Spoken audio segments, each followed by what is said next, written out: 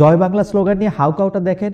আমার টেক হইলো জয় বাংলা এখন আর জাতীয় স্লোগান না, অর্থাৎ যে দিবেন দিবেন আর যে দিতে চাইবেন না দিবেন না, এটার মধ্যে কোনো বাধ্যতামূলক ব্যাপার নাই। আমার জয় বাংলা বলতে ইচ্ছা করে আমি 100 বার জয় বাংলা দিব, জয় বাংলা বলবো।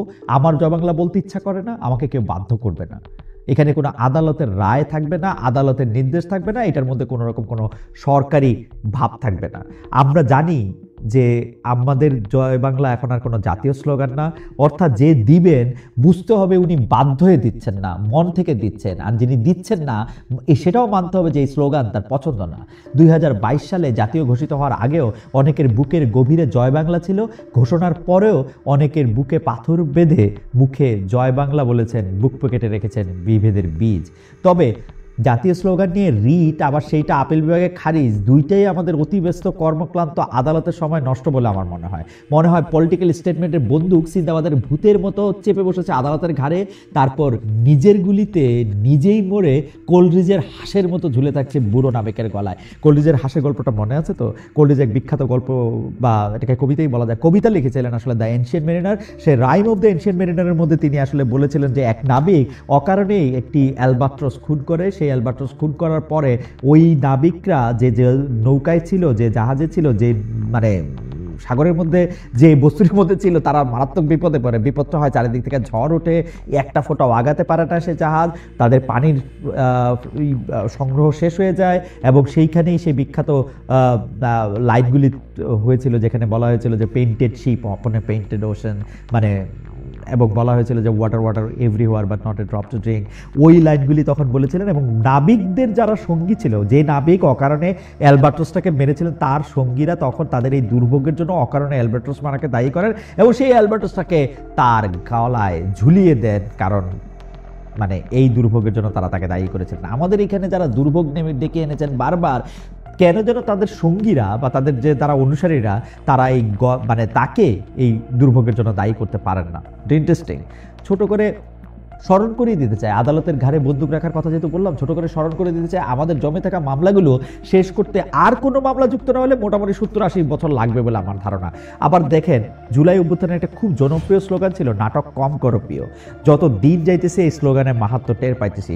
80-র দশকের বাংলা সিনেমার বিজ্ঞাপনগুলি মনে আছে তো? ওই যে বিরাট ঝাঁকানাকা বাজনা ভেদ করে বাজকাই গলার আওয়াজ, হ্যাঁ ভাই মন্দ মানুষ জসিম এখন নায়ক, সেই সাথে কখনো ঘোড়ার খুরের আওয়াজ, কখনো গান, আমরা তো বানজারা দেখাবো নাচ গান, কখনো ট্রেনের হুইসেল অথবা ঢোলের শব্দ।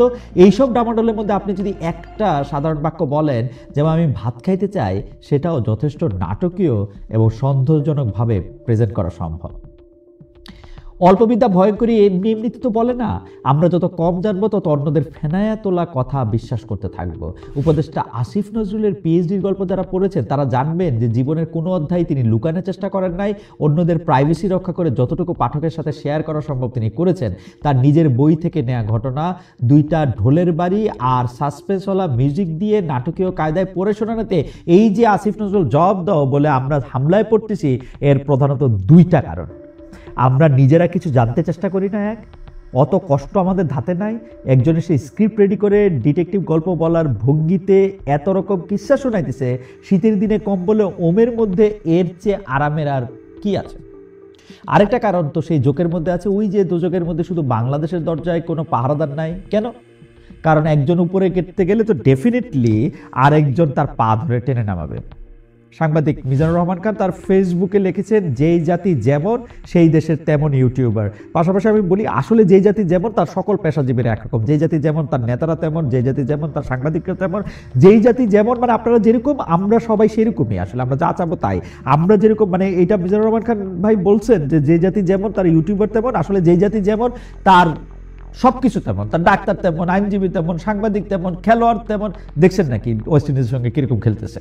যাই হোক, এত বিভাজনের মধ্যেও ভালো লাগে যখন দেখি বাংলাদেশের সার্বভৌমত্বের প্রশ্নে সবাই এসে মিলে যাচ্ছে। কয়েকদিন আগে ভারতের পররাষ্ট্র সচিব বাংলাদেশে ঘুরে গেলেন। 16 বছর ধরে শেখ হাসিনা সরকার ভারতকে জি হুজুর করে গেছেন। শেখ হাসিনা ছিলেন ভারতের কর্মচারীর মতন।